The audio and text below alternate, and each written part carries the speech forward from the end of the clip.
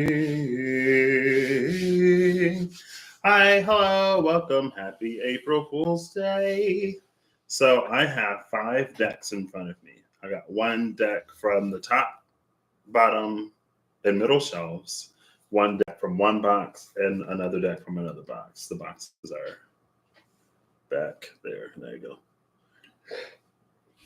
What I'm going to do today is I'm going to look before and after the Fool for April Fools, and I think I'm also going to look before and after the second decan of Aries, because this is around second decan of Aries territory, which would be the Three of Wands, just to get like little whatever is going on now. Also, interestingly, I realized today. Ah! Aw, I just got a message from one of my dear friends. So, anyway, I realized today that I'm gonna be like, we saw the Cusco's Palace come out, Home of the Emperor, which is amazing. And then my book arrived that I ordered before I opened those Disney Lorcana. I saw it on an Instagram ad and I was like, why not? It looked interesting enough. I think I'll enjoy it. There's another book that I saw linked by somebody else that I want to read too, but I'm gonna go one at a time because I still got 2 books I haven't read. One of them I haven't even started that I really want to start. Another book that I got from a long time ago that should be really good. And then I had another book. I think that was a Redwall book. And Redwall books were thick, so I was surprised that I read any of that. But anyway, so there was Cusco's Palace, the Emperor and the Endless Palace, and where I'm going to be spending the eclipse. The name of the town actually it's like it's a little sync game. I was like, okay, I see it today. I'm like, okay, that's cute. I see it. I don't think I'm going to do all 5 of these. I have one stacked on top of another. There's one deck I don't think I've used on this channel. There's another deck that I pulled out thinking that it was a different deck.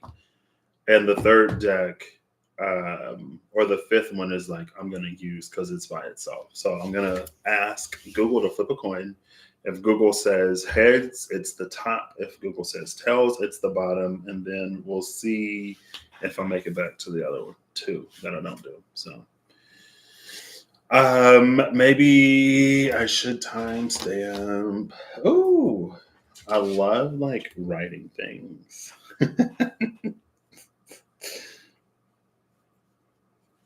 So we'll do 1, 2, 3, and then an optional 4 and 5.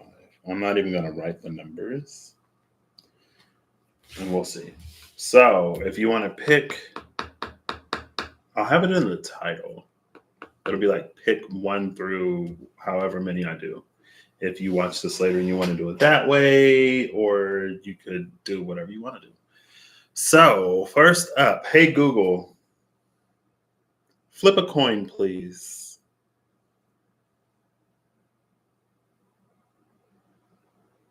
Oh, Google's not talking. It only counts if we hear you. I'm excited. That made my day. Also, it's fine. Hey Google, flip a coin, please.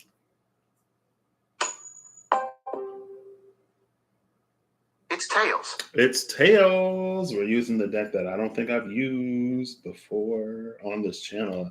I mean, I got this deck and I've used it one time. I think it was on the other channel. It might have been on this one. I used it one time with another deck that I got, and I like those 2 together. But I haven't really used it besides that one time. I looked through it and I was like, I don't know where this is gonna fit in the real Koruk universe. But today, I guess we'll see. It's the Offset Gypsy Tarot, created by James Jacob Pieri.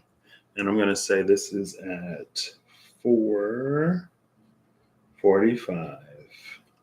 I should probably like have the cards out and shuffling and stuff, but this is your semi-regular reminder that timestamps on this channel are approximations. I could have been using this. The Pip's Pip for real. You know what? I'm not going to do the changes. Because, like, here's the 2 of coins and a knight. Maybe. Like, the pips are real pippy. And you know, with the Pippy Pip decks, I've been doing the I Ching. But I want to keep it consistent. So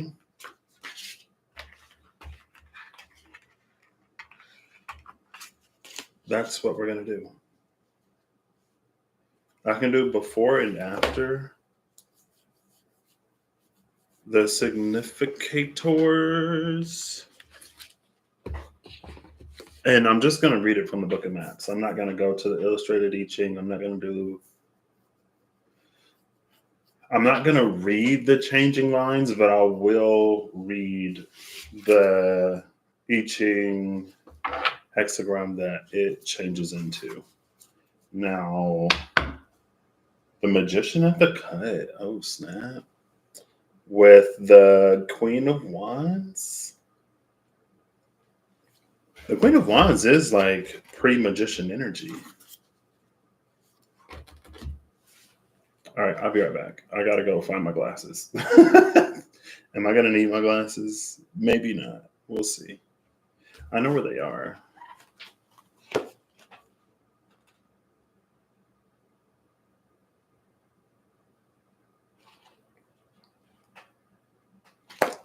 Justice in the World are the 2 entries that I flipped to in the book. So let's do this. I'm pretty sure they're not all going to be like this, and it's fine. It's fine if they're different. They don't all have to be the same. If there's one thing that I am, it's consistently inconsistent. So let's go. The Empress and the 8 of Swords. This 8 of Swords, so the 8 of Swords here in this season is really given the energy of the unseen present. The energy around the unseen present has come up and been all up through here.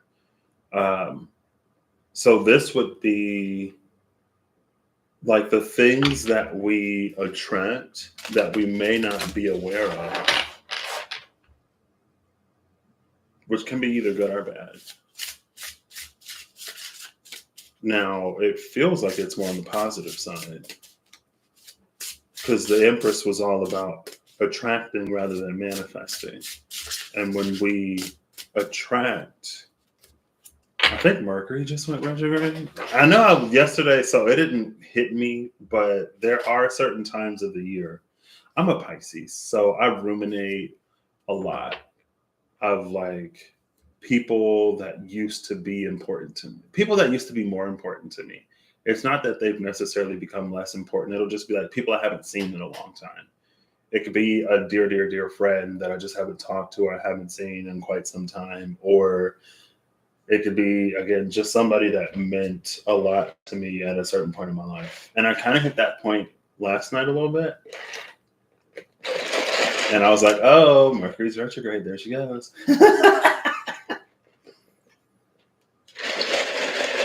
But it would be the same situation, the same predicament as like before, where it's like I could reach out, but if nothing's changed, then the outcome will be the same. So there's no point.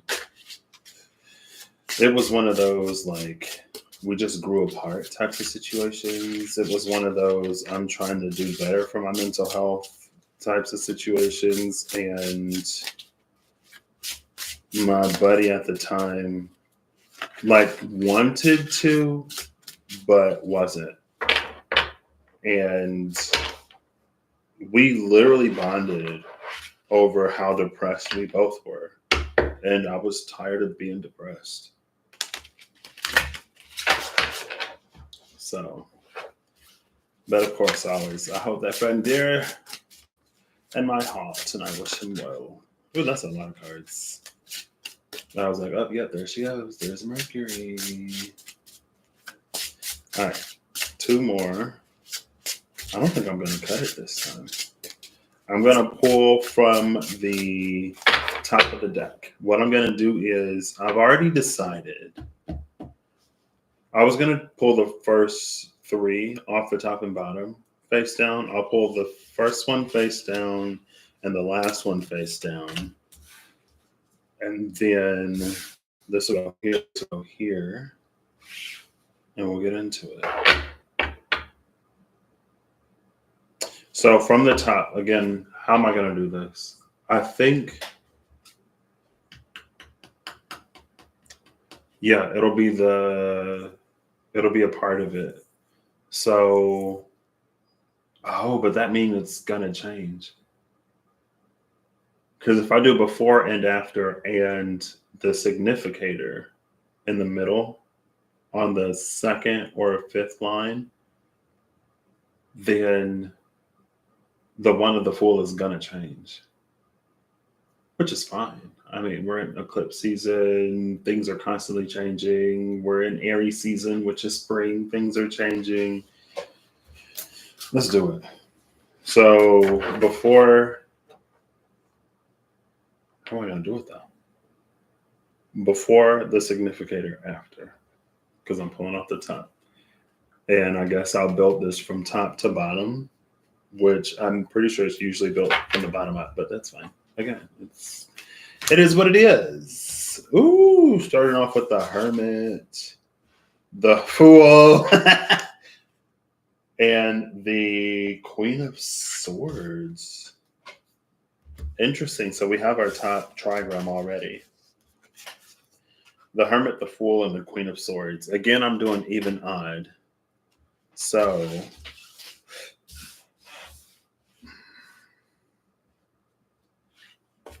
let me get my little handy dandy piece of paper. So, excuse me, 0 is even for the purposes of this video today. Oh, I need another one because Queens clarify. She's a court card. No, I'm not doing it that way. Because I'm doing before and after. So she's going to sit at number 13 today. Because I'm specifically doing before and after. So the Hermit and the Queen of Swords. This is like such good energy. Like, this is so interesting. I kind of love this. Who are you? So 9 is odd, even, and 13 is also odd. So this is fire, the element of fire. Yang, yin, yang. And this changes into the element of heaven, because then it'll be yang, yang, yang. Now, when I did the collective reading, we had this. No, that was thunder that became heaven. Never mind, I take it back. Now I'm looking for the 4 of Wands. No, the 3 of Wands as the 2nd decan of Aries. Is that her? Is that you? Ooh, these came out quick.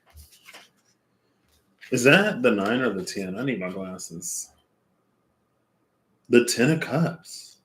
Okay, the 10 of Cups came out, what, yesterday too, for Mars and Pisces? Right? 10 Cups, 3 Wands. I love that the Wands are caduceuses in this deck. And the Ace of Cups. The Ace of Cups came out yesterday too. Well, so was that the final card? I used the not the Wild Unknown Revelations, the SKT Revelations to look before and after a card. And I know the Emperor was on one side and somebody else was on the other side. But the remaining cards, it was like the Ten of Cups, the Ace of Cups, the High Priestess, and something else. The Ace of Cups was the very last card. The Ten of Cups, I think, was like right next to the Destroyer. I looked before and after the Destroyer. And the Emperor and the Two of Cups was there. It was the Emperor and the Two of Cups flanking the Destroyer. Before the Two of Cups was like the Wheel of Life and another card. After, in no particular order, was the Ten of Cups, the Emperor, or the Ten of Cups, the High Priestess, I think the Chariot, and the Ace of Cups. And the Ten of Cups and Ace of Cups is here. So this is super, super interesting. Ten of Cups, Ace of Cups, Three of Wands. What? This April Fool is maybe falling in love. Oh, I'm a fool for you. Is that a song? Is that a thing? So 10 is even. 3 is odd. 1 is odd. This is, I think this is the I Ching hexagram for Lake.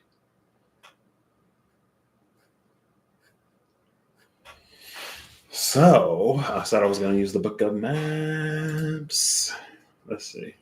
Again, I'm not trying to spend too much time on any one of these because I'm not necessarily trying to be live for 5 hours. Contrary to what some may believe, I don't wake up and go, oh, I wonder how many hours I'm going to spend live today. If I don't do at least 3 hours, then I'm not doing my job. I'm just like, oh, let's do this or let's do that. 5 hours later. Okay.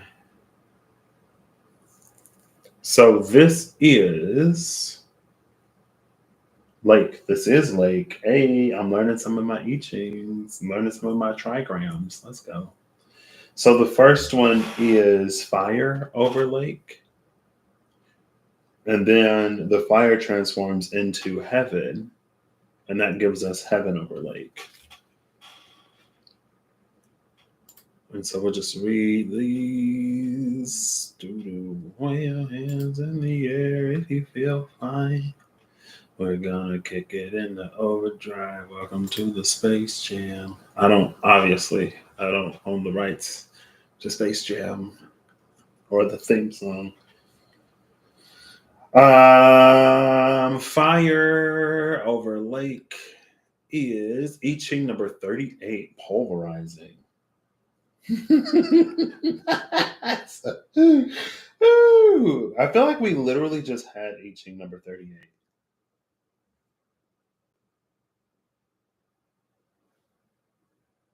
We did. Capricorn had I Ching number 38, but Capricorn's 38 transformed into the 64 of the 64 climax. This is fire over water. Yeah. Capricorn's polarizing. I said pulverizing. Capricorn's polarizing led to a climax. This number one's pulverizing leads to heaven over Lake. Leads to caution. Cool. So I'm gonna read these.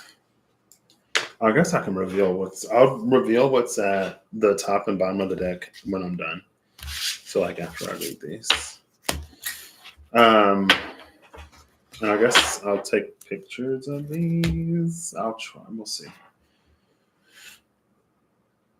So before and after the Fool, we have the Hermit and the Queen of Swords. What I love about the Hermit and the Queen of Swords, so the Hermit and the Queen of Swords gives me an energy of someone who has done that internal hermit work, but who also has, it's like it's bridging the gap between the logical and the intuitive. And the Queen of Swords, she just gives me an understanding. Like it's one thing to like do shadow work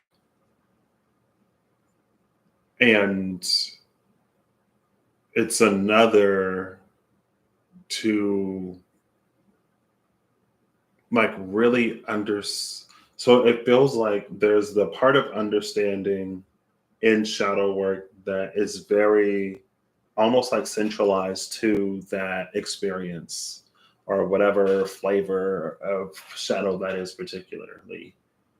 But it's another thing to understand almost in a greater context or to understand the self from a greater whole with that new piece of information in mind. Like it's hard to communicate, but it's like let's say that shadow work is someone refuses to go, like someone refuses to get promoted because if they get promoted their office would be on a higher floor in a building and they have a fear of heights. uh, and so the shadow work would reveal the fear of heights, help that person work through the fear of heights, and then conclude with like, oh, like me being further off the ground on a higher floor would trigger this fear of heights, which is why I'm like sabotaging or refusing all of these promotions because I don't want to be any higher off the ground. Like that's all like hermit. And then there's something about the Queen of Swords that somehow takes it like further. Maybe it makes it more conscious because I feel like hermit is so subconscious or it's so deeply internal, it's so beneath the surface. And the Queen of Swords almost brings it to the surface a little bit. Also, the Queen of Swords would aerate the earthy Virgo energy of the hermit.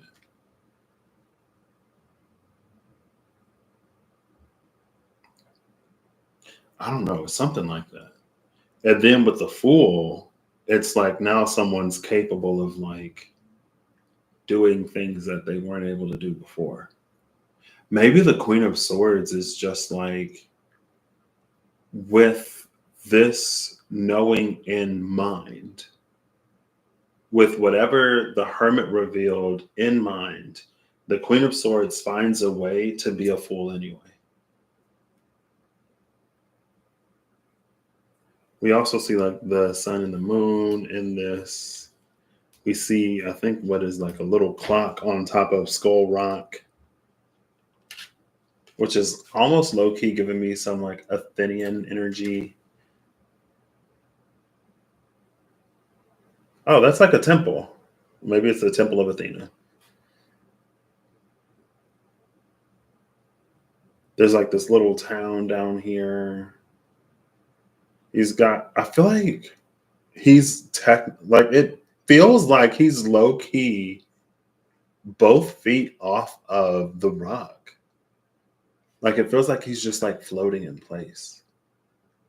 We see the sun up here and the moon back there, giving like this internal work type of energy. Oh, we see, okay, maybe it's like, yeah, like a skull. It's not, maybe not a skull, but it's giving me a skull without crossbones on the wall there.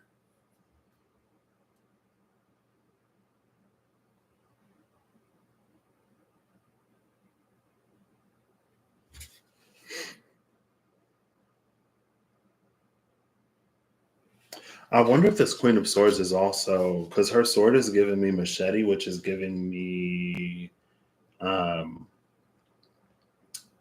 explorer energy, like carving a path.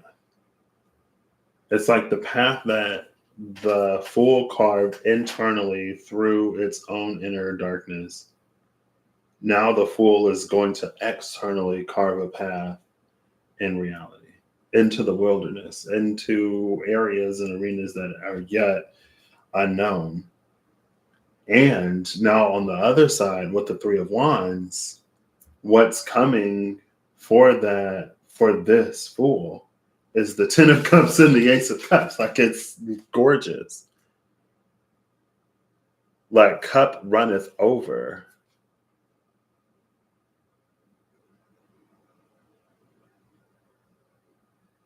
That's hilarious. Shout out to a very special Aries.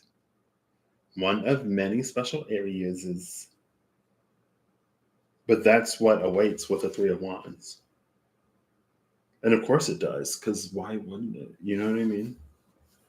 Like, this is someone, it's almost like someone who, because they have gotten to learn themselves more deeply, and because they've gotten to face things within themselves, now they're open to reciprocate externally. They're ready to like love and be loved, or they're ready to show up and hold presence. They're ready to no longer be the quiet little mouse. They're ready to be seen, they're ready to be heard, and they're ready to be embraced and welcomed and loved and accepted externally, because they've already like done that internally. Cool. Love that. Now let's see what this I Ching would say.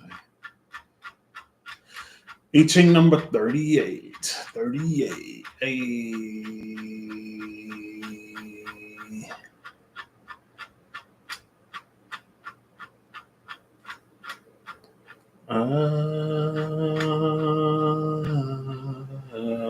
37, 38.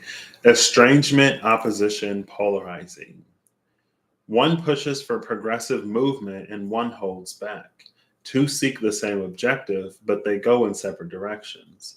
You are to stand apart from the rest and know why you stand so firm. That's that Seven of Wands energy. Seven of Wands, Knight of Swords around that Eight of Swords. And the Eight of Swords was at the cut. No, or was it at the top? The Eight of Swords came out with the Queen of Wands. No, with the Empress. It was the Empress and the Eight of Swords. Anyway. You are to stand apart from the rest and know why you stand so firm. While the greater endeavor at hand is being met with opposition, take the time to settle minor tangential issues. You feel misunderstood, yet your individuality is critical to the matter at hand. The estrangement is necessary. Do not chase after what will return on its own. You will be making the journey in the rain. You face inclement weather throughout your endeavor. And it's funny because I don't think it's raining now, but it did start to sprinkle when I was done at the gym. See, I feel like the Hermit was the resolution of the internal push and pull. So the Hermit would have resolved one's own internal, like there's the part within self that pushes for progress, that pushes for vulnerability, that pushes for connection.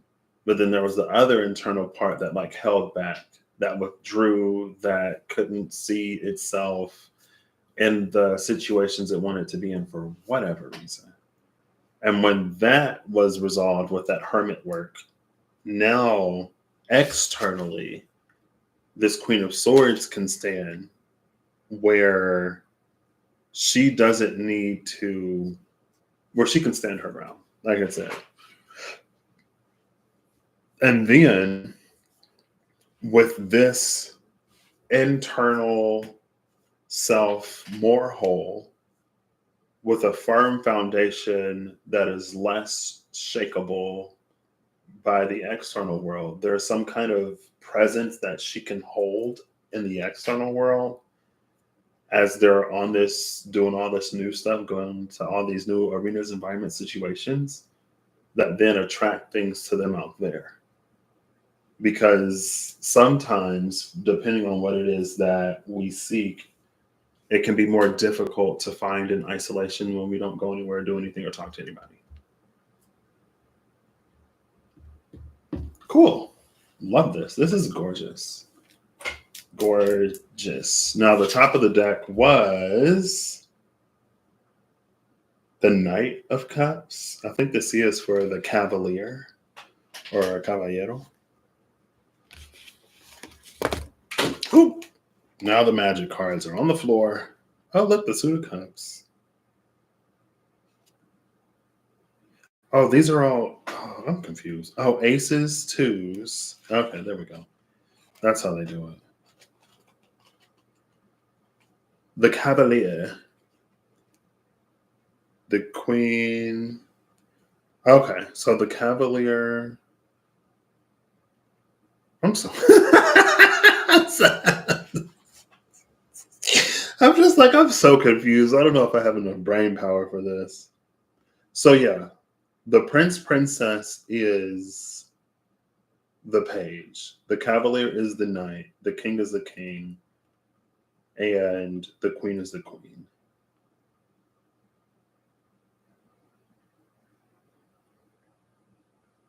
This is so confusing. Oh, so they count down king, queen, knight, page. Okay, so yes, this is the Cavalier. The Cavalier of Cups.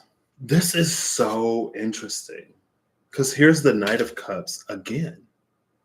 Every time I've done an I Ching, when I did it for Cappy, the Knight of Cups clarified the top line. When I did it collectively, the Knight of Cups and the title card clarified the top line. And now when I pulled a card before and a card after, with the top trigram is this Knight of Cups. What I love about this is a knight that carries the sword and the cup.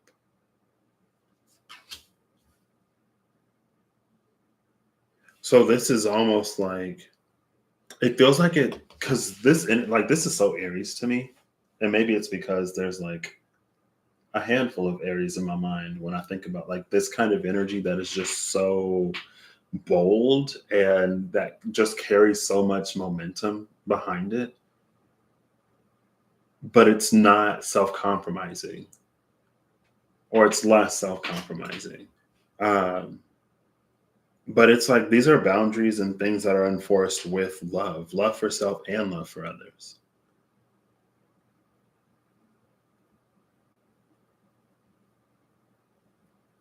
Bottom of the deck is the Hanged Man. Ooh! This Hanged Man got cake on it, and I know some people got gluten intolerance, so you know. Oh, and this I Ching transforms. I didn't even read the transformed I Ching. The Hanged Man is at the bottom of the deck.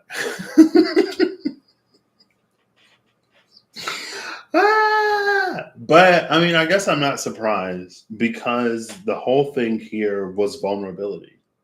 This is someone who is now able to be vulnerable, who can understand that vulnerability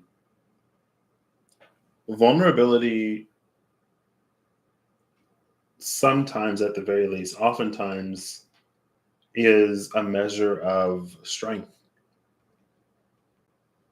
Is not a predictor. It's a indicator of strength within oneself, to put oneself in a vulnerable position and to put oneself in a vulnerable position and to honor that is can be a sign of strength and assuredness within oneself.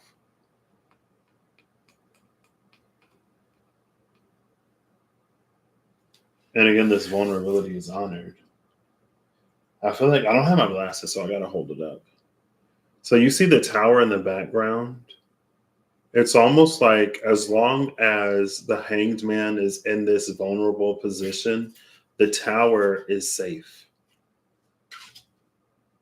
But as soon as the hangman shuts down, that's what brings the storm into the tower.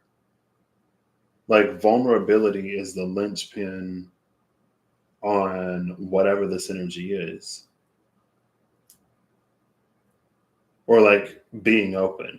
It's not to be without boundaries, and it's not to necessarily be taken advantage of, because it's the firmness within oneself that also, like, that's the other part of the equation. So then this I Ching transforms from polarizing opposition estrangement, 38, which is an 11, to the 10 of caution. Maybe that caution is what happens if that vulnerability and stuff were to.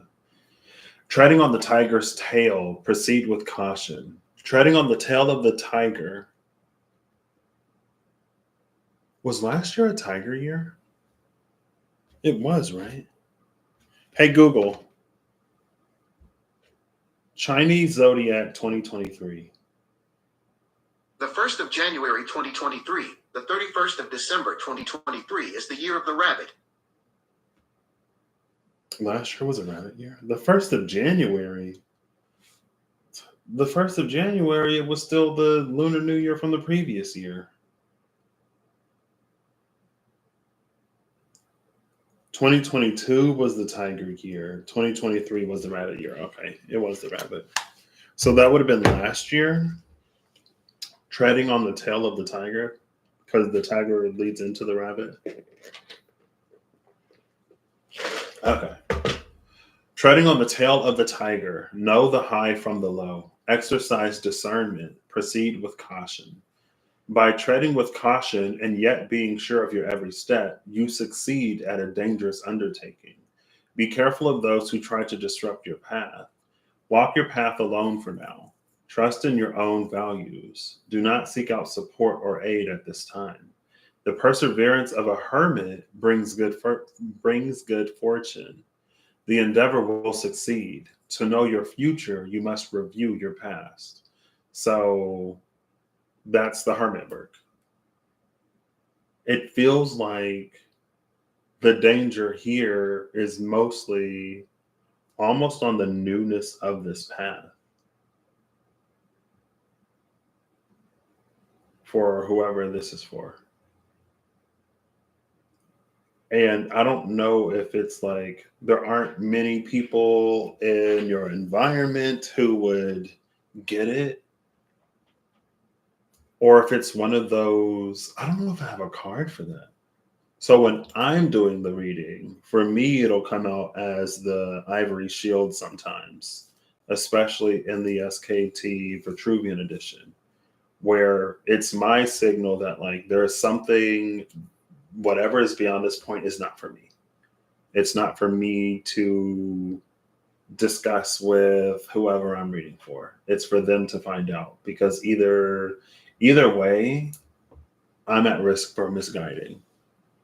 Or there's something that's for them to discover that, again, like I don't need to know about. But I don't know if I necessarily have a card that's like that for others. Meaning, like, if I were doing a reading, I don't know if I have a card that's like, be mindful of the space that you're in and just know that not everyone is going to get it. And unfortunately, or fortunately, this is a path between you and spirit. To seek external advice or guidance is to invite misdirection.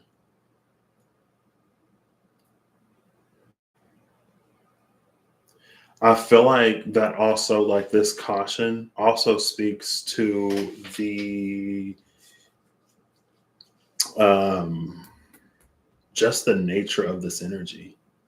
Like if it took hermit work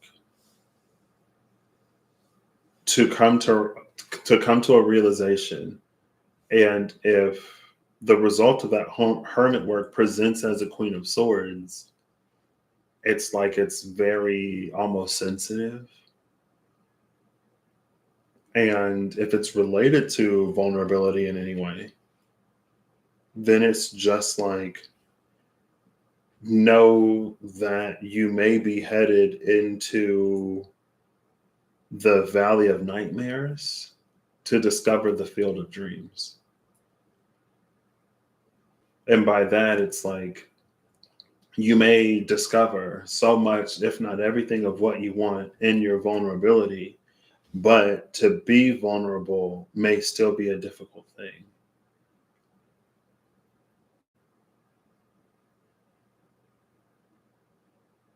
And that's why it's like there's all this like caution or almost like trepidation here. Um,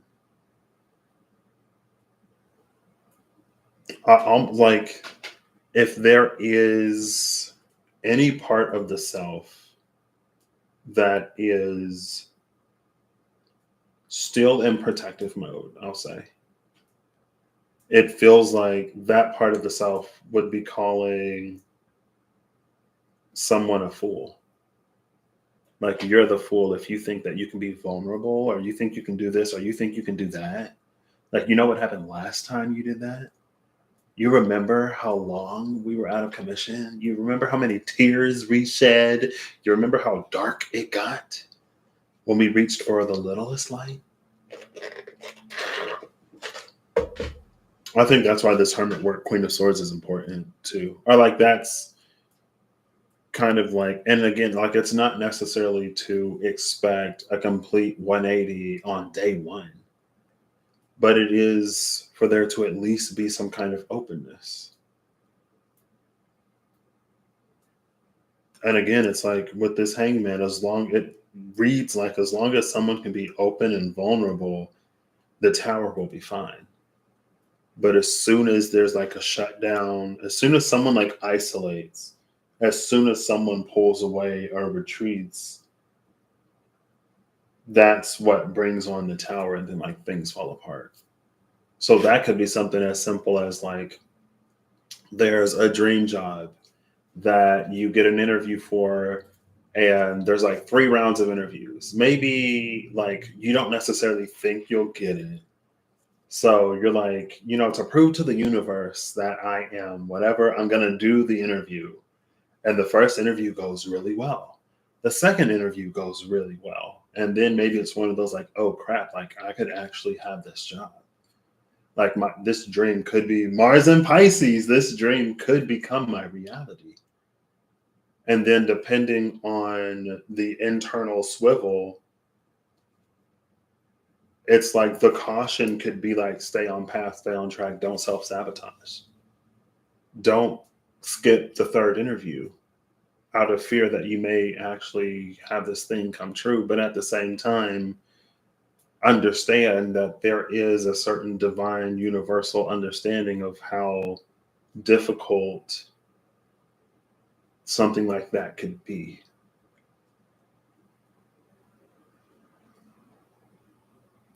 Because it is, again, like with the hermit here, especially with the hermit and the Queen of Swords being prerequisites for this Fool energy. For something brand new to have required a hermit and a Queen of Swords couldn't have been easy. And again, maybe that's why this Knight of Swords is holding the sword in the cup, holding the sword eye on the cup. Like, just doing your best. But then when it gets like really real, it's like, keep showing up, keep doing it. Don't skip the interview. Don't whatever. It's yours. Like you want it, claim it. Cool. I love that. I really love that, honestly.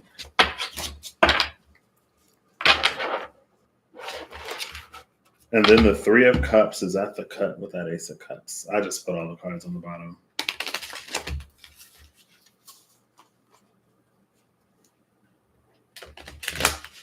The 3 of Cups is a card of, in the Pride Tarot especially, which was the other deck. And there's our Queen of Wands again. Excuse me, this is what you manifested. This is what you've been attracting. This is what all the work has been for. Don't quit now. It's going to be, it has the potential to be really good, so good that it's scary. But being afraid is okay. You can be a little afraid. You can be a little terrified. You could be a lot of terrified and still show up. You'll get used to it. You'll get used to your new life. You'll get used to life on the greener side of the pasture. You know?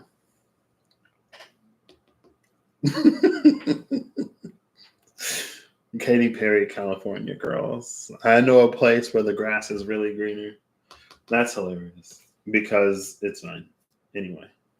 I feel like I was going to say something else, but it's fine. The Queen of Wands came out. Ooh, with the Queen of Cups on the bottom of the deck. Giving me some combination between Princess Leia and Rapunzel, which I'm kind of low-key living for.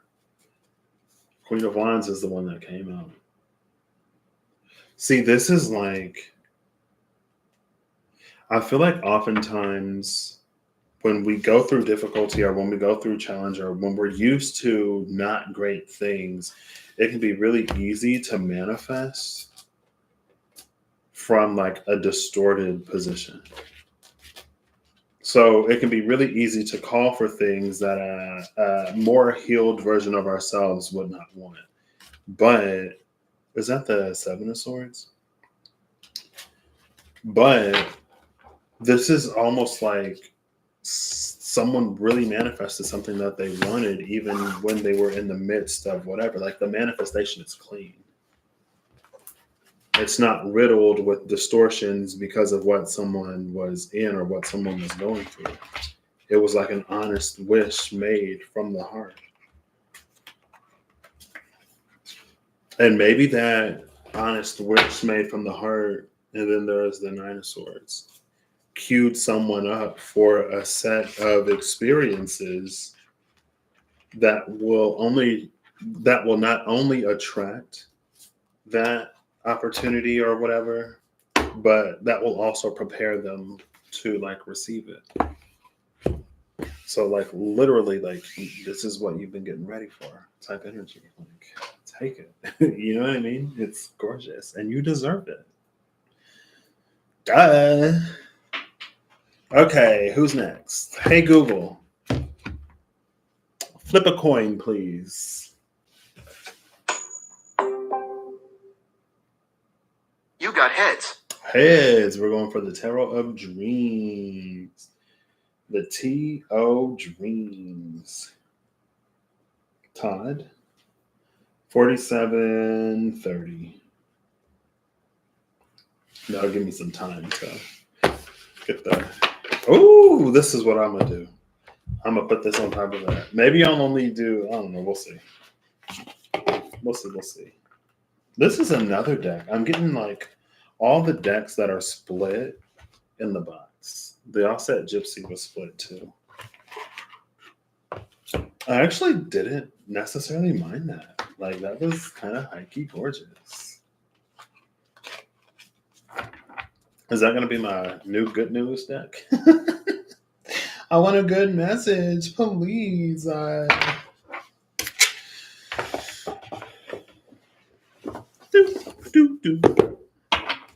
All right. So, Tarot of Dreams. What I'm going to do is I'm going to pull before and after the Fool. See, some of the pips are like this. The pips ain't pippy enough for me to consider this and the I Ching. Like, I could do it anyway. But I like a blanker canvas. Empress and the Ten of Swords. She's getting around today. Lately, honestly. I think it was. Was it the Empress? The Ten of Cups, the Empress, the High Priestess, the Ace of Cups? Maybe. All right. Ooh.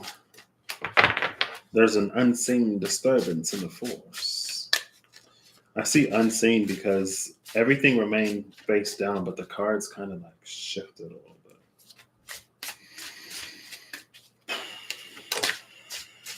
Oh, snap. I guess we're done. Temperance. I didn't take a picture of the cards. Apparently, everyone is button boobies today. That's what it That's what it is. There's this like semi-modesty thing going on here.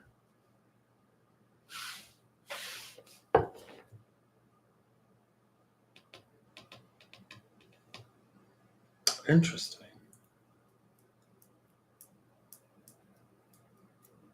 Okay. Pulling off the top. Again, we're looking before and after the Fool and the Three of Wands. Oh, there's our Three of Wands. This is so interesting. So for the first deck, it was card, Fool, card from the top of the deck. This time, it's card, Three of Wands, card. Both of these are starting right at the top of the deck, which I adore. Because it's like the closer you get to the bottom of the deck, the more subtle and unseen and subconscious the influence. We have the Knight of Swords makes a return. That was the Knight of Cups. I take it back. The Knight of Swords was on the other side of it was the Seven of Wands, Nine of Swords with the Eight of Swords. It was the unseen. And this was the future. The unseen present was immediately connected to the future. Anyway, the Emperor. You see that? The Knight of Swords and the Emperor. Wow. And you had the Empress with the Ten of Swords at the cards. And Temperance came out. So maybe this is balancing those Emperor-Empress forces.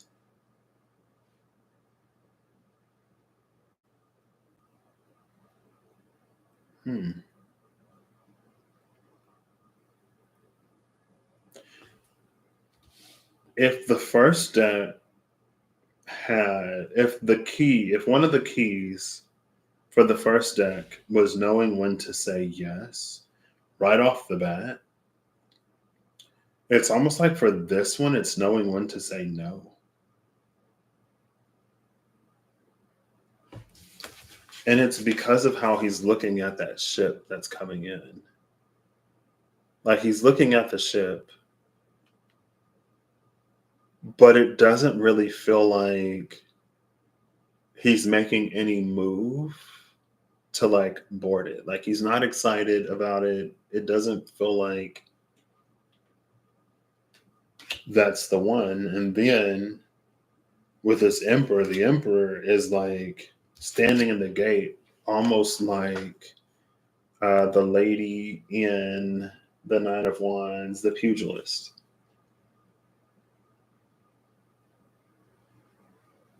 So I wonder if this is a little bit about one's like self-worth, self-value.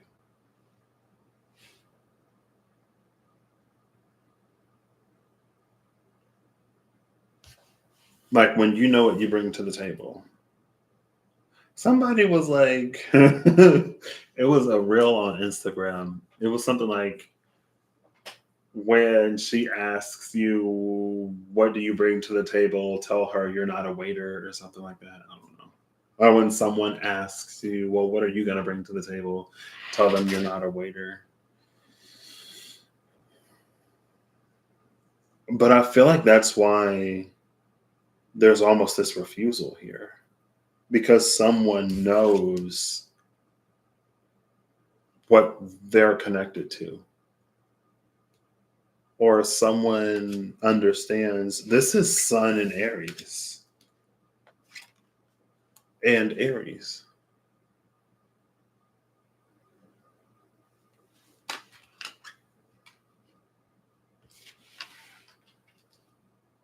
And then we have Sagittarius and Temperance. So the only fire sign, major arcana fire sign, is Leo. But the sun rules Leo. So it's kind of here in a way. In Aries.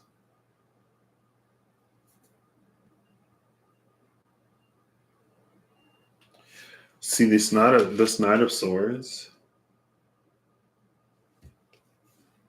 has Aquarius on it.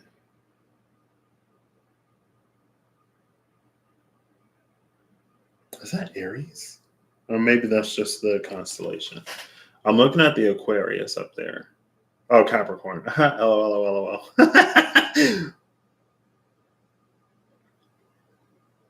Aquarius. Aquarius is the opposite of Leo. So maybe there's also something that is like almost unexpected. See, this could be like if someone picked this pile and they are someone of status for whatever reason, I wouldn't be surprised if that kind of person were accustomed to people like presenting themselves or like, hey, I got an idea for this, I have an idea for that. Like, what do you think? Like this is it, like it feels like this is someone who would get approached a lot. And maybe that's why they have to be selective. But like with this Aquarius being on the Knight of Swords, the how I get there is like because I mentioned we have major arcana Sagittarius, major arcana Aries, but we don't have Leo. It feels like, but we do have Sun in Aries, but the Sun is approaching Aries. Aries is the Emperor, is whoever this is, you, if it resonates for you. It feels like people approach Aries in a Leonine way, thinking that that's what like Aries would want. People approach the Emperor in ways that they think the Emperor would want, but it's not what the Emperor wants. It's like the Emperor wants the opposite of what everyone would assume that they want. Like you wouldn't want someone who's gonna just come and like flatter you because it's almost like the motivations are a little too plain to see, and it's not the person that they're attracted to, it's the status. So if it's a person of wealth, it's not the person, it's the wealth. If it's a person of beauty, sometimes it's not even like it's not the person, meaning the personality, because people are more than their looks. So yeah, you may be attracted to someone for their looks, but like there's also a personality behind it. It's like a whole thing. She's giving that Kurosawa from Cherry Blossom. I forget what it's called. But like everyone approached Kurosawa because Kurosawa was gorgeous. And they were like, I like you. And he was like, well, what do you like about me? And they're like, I don't know. You're just so pretty. And he's like, I'm more than a pretty face, right? I'm more than a fat wallet and a pretty face type energy. But like that would be the thing that draws a lot of people. And so that's why it feels like for this one, it's a little bit more about saying no, or just like someone had to say no, than it is about the vulnerability and yes for the first one. And the Knight of Swords feels like the Knight of Swords a lot of time holds truth and moves with truth. The thing about the Knight of Swords, it's like that's what the Knight of Swords believes to be true, but it isn't necessarily the truth. Sometimes it is, sometimes it isn't, but it's what the Knight of Swords believes, and it's the source of his conviction. I mean, I'm just saying, but it feels like this is someone who would want like something truer. It's almost like someone is approaching this person over here, and this person is like naked. This person is vulnerable. This person wants to be seen in a deeper way, want to be seen for more than whatever their status is. And it's like this shiny, flashy, like, oh, this will get the attention of that person. And she's like, girl, like, I'm an emperor. I got yachts. I got yachts. I got mansions. I got like 50 people in my contacts who are absolutely gorgeous. If I was looking for something skin deep and superficial, I would have it. So that don't impress me much. That's what she said, ain't it? What did Kesha say? I don't mean to critique on your seduction technique, but your money's not impressing me. It's kind of weak. That's what she said. I don't need you and your brand new Benz and your bougie friends. I don't need love looking like diamonds. Oh yeah. They don't need all that. Oh, I got the yachts. I got the gorgeous people. Palace of Coins, Palace of Wands came out right next to each other. Right next to each other under this emperor. Like that's already within the domain and empire of like this emperor. They don't like, if they wanted it, they'd have it. And then the Knight of Cups is there. There's our Knight of Cups that we kept seeing. Knight of Cups is Libra. What the? Well, there's Libra into Scorpio. I'm just like looking at what's the top most zodiac sign. And then Death. Oof. It's like actually it's Scorpio. The King of Wands. Okay, let me just find the Fool. I'm looking for the Fool.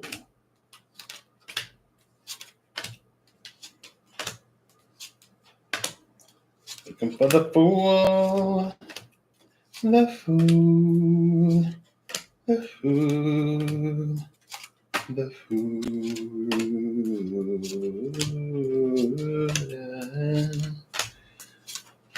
Ooh, we got to go deep for this one. Maybe this is somebody who got like a lot of suitors because I'm still pulling through all these cards just to. Oh, I found it. I feel like the Fool is like, don't lose heart, don't lose faith. Your person is out there. The people who will appreciate you for you are out there. Your friends are out there. The real ones are out there. Three of Coins. Oh, and the Star. Yeah, this is like a big don't lose faith energy. This is big don't lose faith. I mean, I guess Temperance did come out. So are we surprised? No. Strength and the Three of Coins. So Strength was at the bottom of the deck, low key giving me Durga, love a good tiger. Y'all know how I feel about tigers. And then the Three of Coins. See, I love this Three of Coins because the Three of Coins is a card of collaboration. The Three of Coins it's that question of like, what do you bring to the table? But it's the question because it's like, are you bringing something to the table that I don't have? Am I bringing something that you don't have? Or are we just like, again, you like this, whoever this is wouldn't want anything that they already have. Three of Coins is about like, it's the collaboration, right? Playing to strengths. My strengths cover your weaknesses and vice versa. Oh, Strength. LOL. LOL. Ooh, with the 10 of Coins behind Strength. Look at it. And the 9 of Coins behind the 10 of Coins. 9 of Coins, 4 of Coins. And Justice. So yeah, this is low key. The 4 of Coins and the 9 of Coins in combination to me, especially with Justice in this context, could mean like better off alone.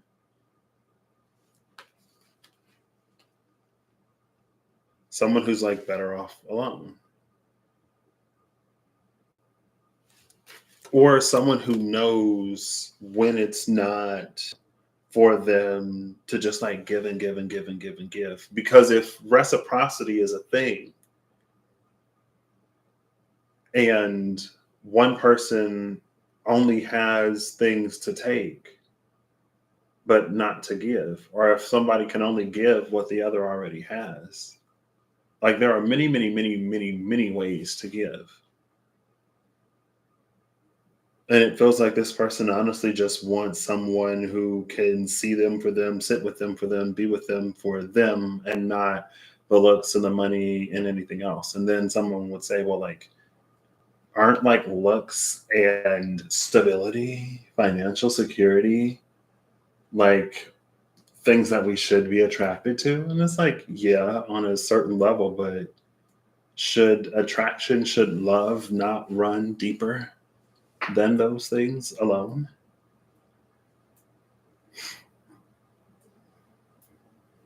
It's like there would be nothing that they could give. And again, like there are many ways to give, and it feels like this is the type of person that wouldn't even necessarily ask for a lot. But I guess if you're someone of that status and of that stature, then it kind of would be asking for a lot. I don't want to say from common folk, but it's like people, like if it's not looks or if it's not wealth or if it's not any of those things that attract us to one another, then like to have all of that, it shouldn't be the case, but sometimes it can be asking for a lot from people.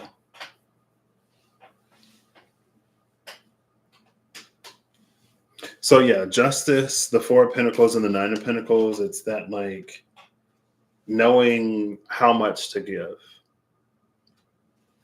But with strength and the Ten of Pentacles, like this, the Ten of Pentacles energy is coming. That time of isolation is over.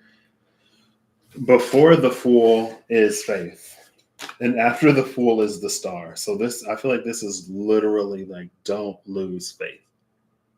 Hold on, hold out hope. Oh, look, there's Aquarius. Here's Major Arcana Aquarius. I was like, why is this Knight of Swords Aquarius? It shows up. We still don't have Major Arcana Leo. Who is this? Uranus and the Fool, Taurus and Faith, Aquarius and the Star. This is like, hold on, faith, like don't give up.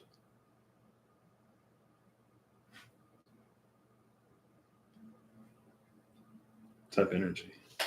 If this resonates for somebody, I would be just like personally curious. You know what I mean? Because I'm just like, who are you? Hello?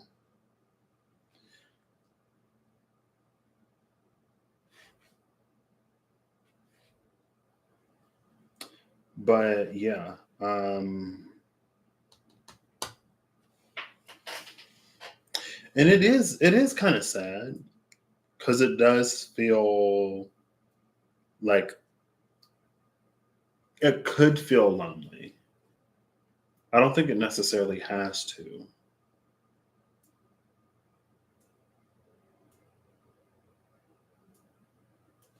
Top of the deck is the Queen of Swords, and she is firmly Libra.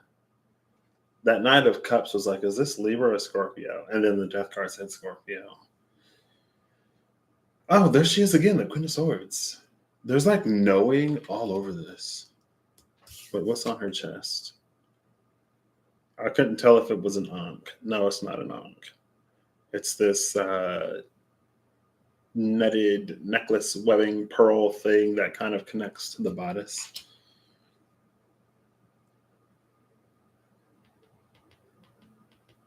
Maybe this is someone who is a lot softer than they portray themselves to be.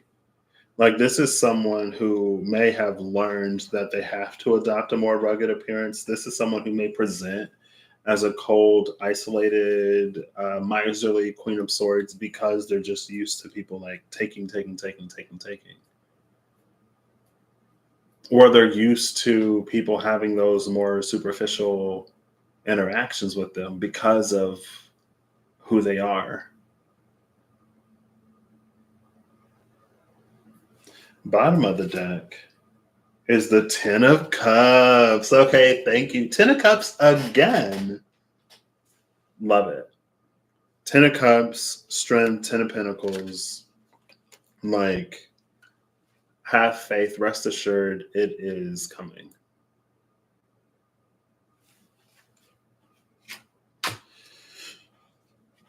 When? I don't know. But know that, like, you aren't meant to be alone forever.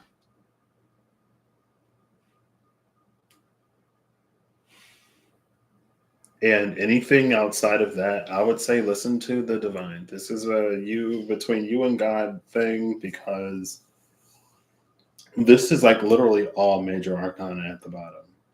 Like there are 1, 2, 3, 4 major arcana cards on the table out of what's supposed to be.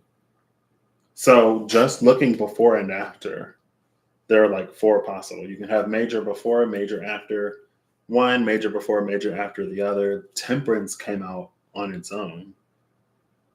Three of the four are majors, and then, top and bottom and court cards: Knight of Swords, Queen of Swords, Ten of Cups.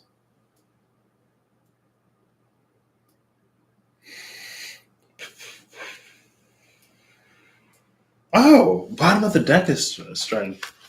There's Leo.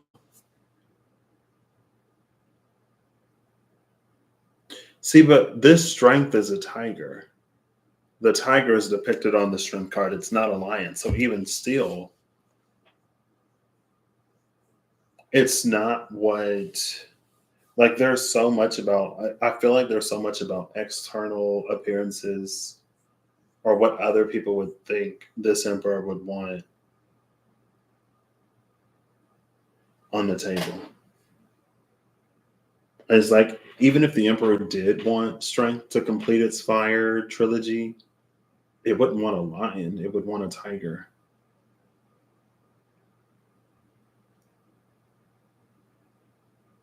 See, but it feels like there are also people who would like attribute the tiger to strength. I roll my eyes because y'all know how I feel about tiger personally. But just like within the context of this, there are those who naturally align to what it is that you are seeking, who wouldn't have to curry favor and present themselves in a way that you might think. Like, there's a difference between presenting yourself in a way that is like the better parts of you. There's a difference between that and literally being who you think someone else wants.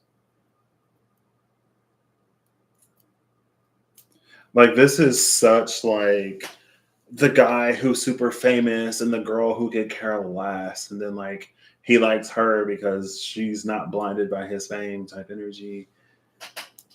And it don't necessarily got to be all that, because who wants to be with somebody that, like, I don't want to say that hates them, that is indifferent to them, right?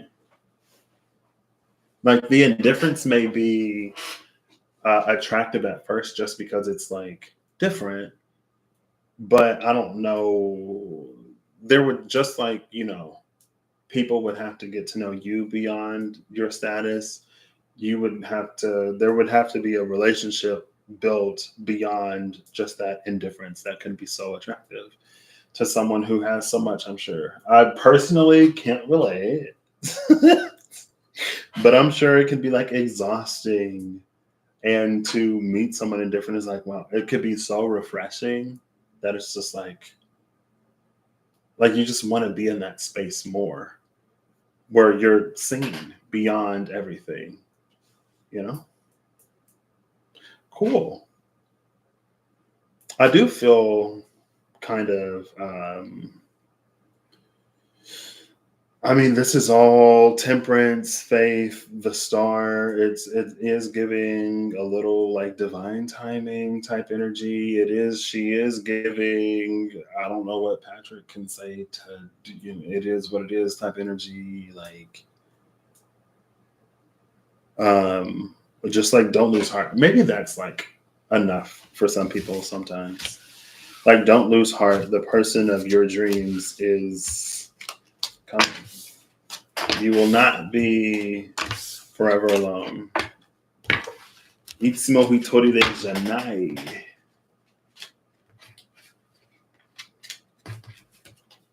That's the Hitotsume giant from yesterday. And also, too, I'm sure that there are people who are clever enough to go like, oh, well, if that's a person that has everything, then I'm going to pretend like I'm not into them because that's what they want. There may be some people who are clever enough to know what it is that you actually want, but still not. Like, there's a difference between a guy who was actually nice and a nice guy. Because a nice guy, more often than not, is nice with a goal, with an agenda, with a motivation in mind. They're not nice just for the sake of being nice. You know what I mean? So like that's someone who can act disinterested even though they may like totally be. Um, but all things in time, you know. Or, you know, they could be true, they could be genuine.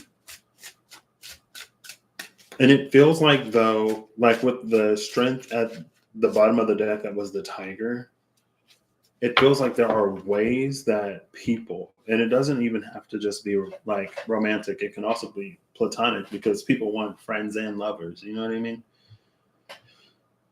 It feels like there are ways that those people are in those small moments naturally that are like that align, you know? It's like y'all actually have things in common type energy.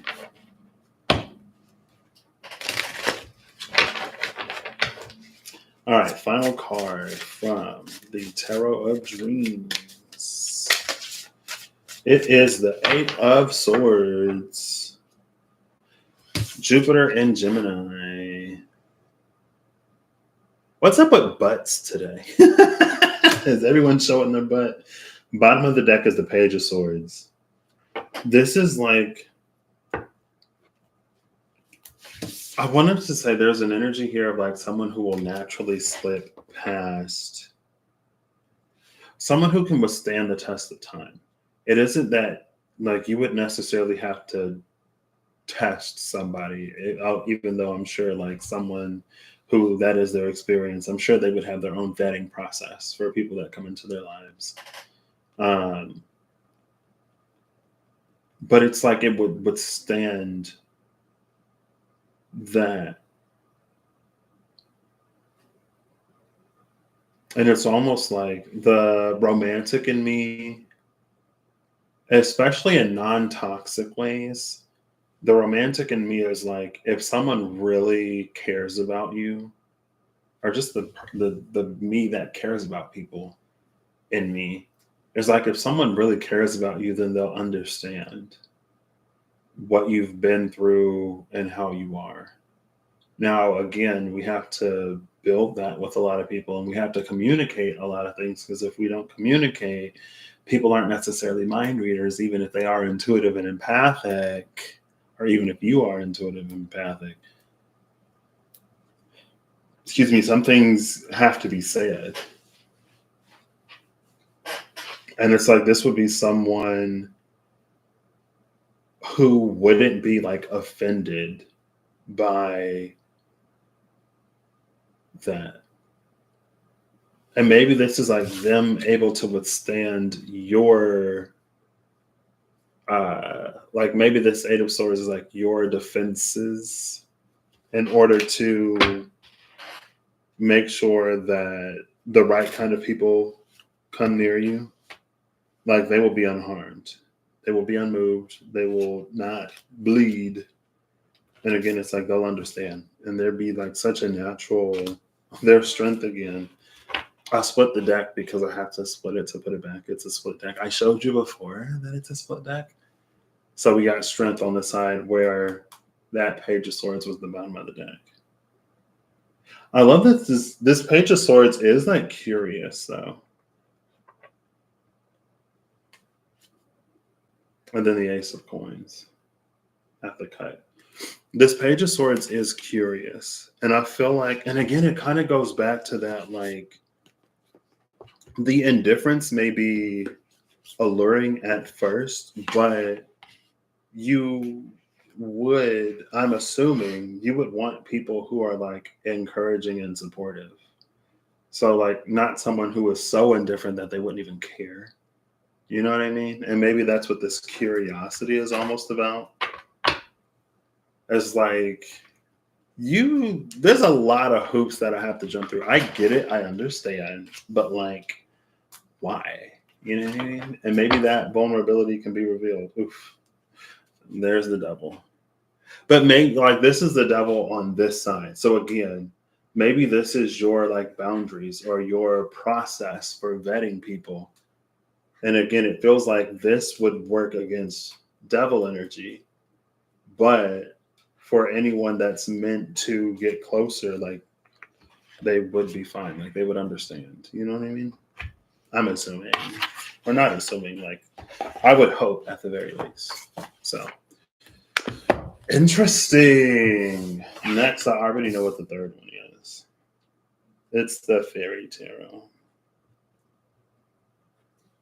This was my, like, it was at the top of the box that I got it in, and I was like, oh, if I need a good one, like it'll be that one. But these have been pretty good. So every fool has their day. What is it? Because those daft and dewy-eyed dopes keep dreaming up impossible hopes, impossible things are happening every day. Impossible. It's possible. It's possible. I just drew a heart. Why did I draw a heart? I don't know. It's a pretty decent heart, too. It's possible. I'm going to say 1, 20, 30. I am loving this softer energy. Because like I said, I don't necessarily mind getting a little chili peppery if that's the energy, but I don't really like it either. You know what I mean? Justice at the cut. Okay. Ace of Cups is at the top. I had to flip it over because it was the final card. Impossible things are happening every day. Because those daft and dewy-eyed dopes keep dreaming up impossible hopes impossible. Things are happening every day.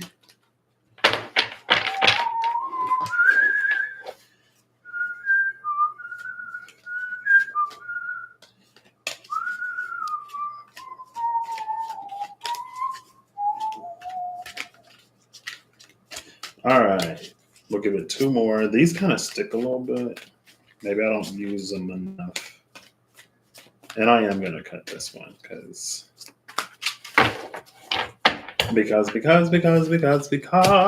oh, wow. See, this is why I had the thought that I had. I believe wands are spring. I believe.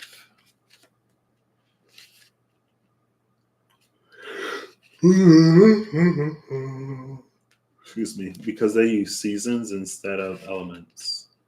Pretty sure wands are spring, cups are summer, pentacles are winter, and autumn is air. So I think I'm looking for the 3 of spring, which is on page 60 something.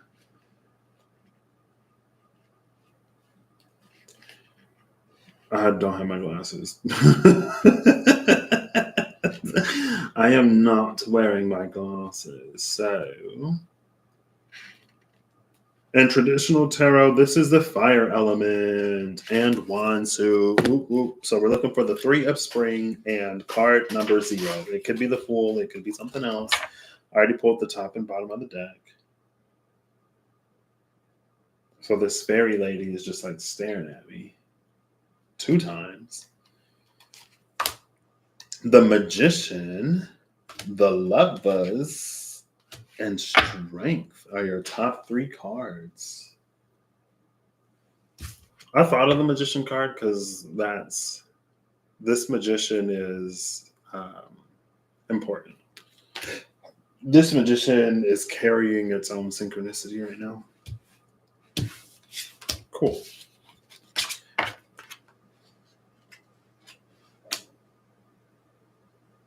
I feel like this in general, this Lovers to me is giving me choices. So this is having the strength to make the choices that align with whatever it is that you're manifesting. So the Magician is step 1, manifest. Ask for, make the call to the universe, to the divine, to pray. Step 2 is to make the choices and decisions that align with the manifestation of the manifestation, which align with the actualization of the manifestation. Step 3 is to have the strength to repeat step 2 and 1 if it calls for until it is received.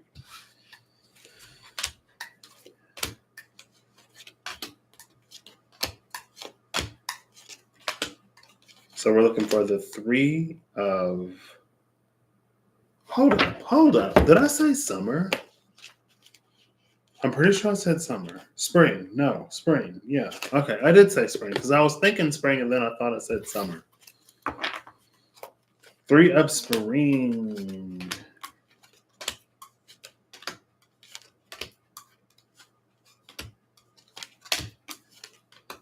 Oh, we already got to get up in here. I mean, to choose the fairies, I'm not surprised if the energy isn't necessarily at the top of the deck. You know what I mean?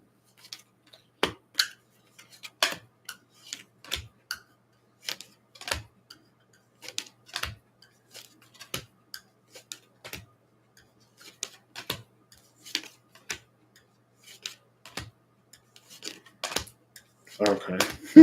We are getting pretty far into the cards.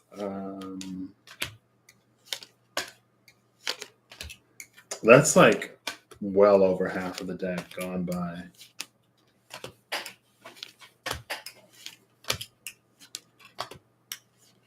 Three of summer. 3 of autumn. The dreamer. Finally. We got this many cards left. We've gone through this many cards to get to the dreamer, which is the fool.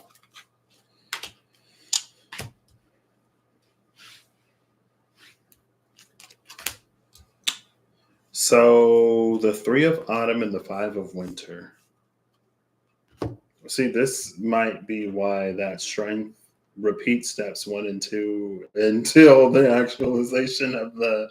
I mean, you ain't obviously got to keep praying or keep manifesting, but keep making the choices, keep holding the line, keep oneself in alignment to the actualization of that manifestation.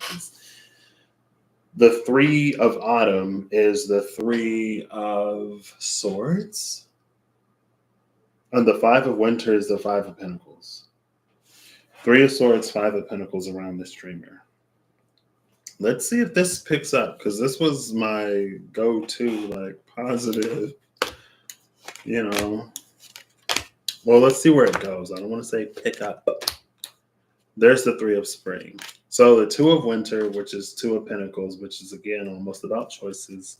Choices and alignment. Choices and priorities. And then the Prince of Winter, which is the Knight of Pentacles. 2 of Pentacles, Prince of Pentacles.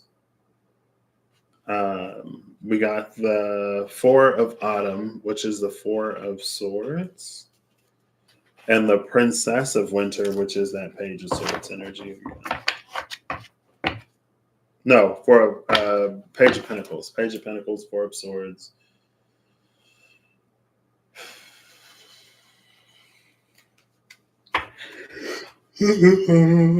Excuse me. I am not wearing my glasses.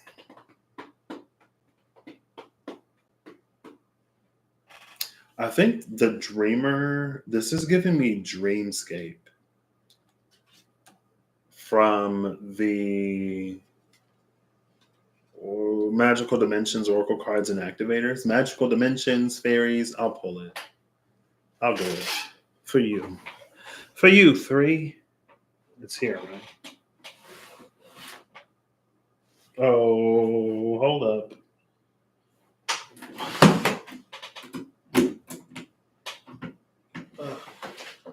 Here they are. I was like, where's this deck? I'm going to pull before and after Dreamscape. I'm pretty sure that's the card. It might be... No. I feel like it's like single digits. And I'm going to take this deck as it is. So...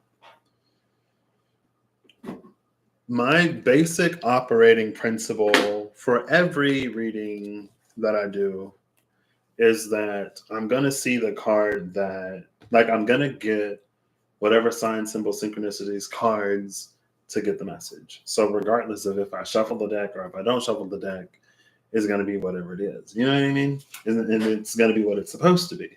So sometimes I grab things as they are, just like knowing, believing, trusting that it'll be in the order it'll already be where it, it is already what it needs to be. Sometimes I grab it and I shuffle it and then I look. I gotta feel it. You know what I mean? I guess. We have the throat portal, which was the final card the last time I used these. Speak your truth, courage, and suppression. I guess I didn't even tell you what. I'm going to get these first, and then we'll get into it. I'm going to pull this from the bottom. So higher perspective, number 21, is at the bottom of the deck. What's that say? The cosmos, awakening, and unity. And then the heart portal is below that, with Gaian awakening below that. I'm pretty sure it's Dreamscape.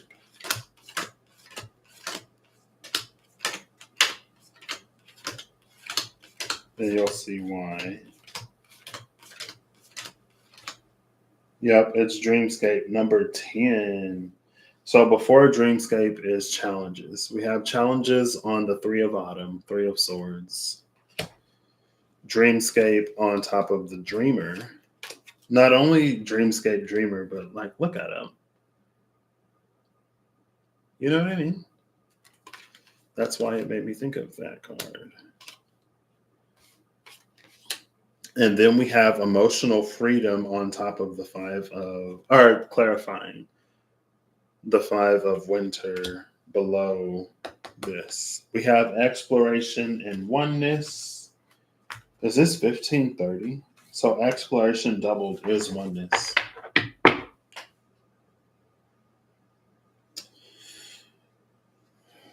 Which is interesting because there was the unity of whatever.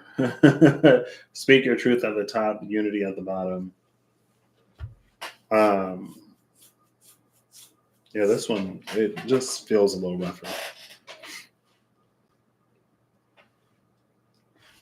So we have, I'll show you the cards. The Three of Autumn, the Dreamer, and I already showed you the Dreamer. So the Three of Autumn, the Dreamer, and the Five of Winter.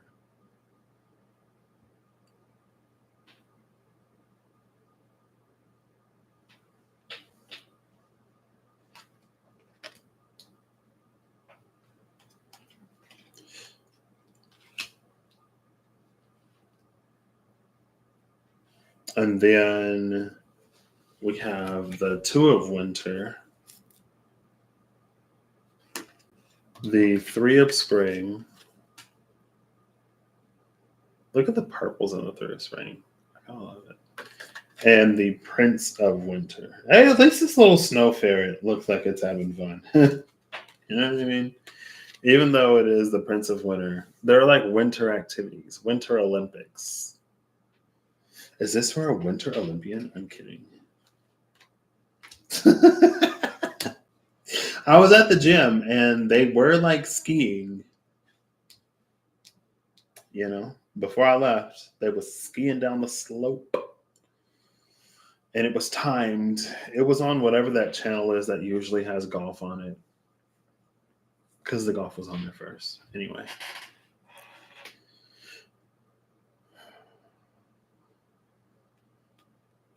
I feel like just like right off the bat,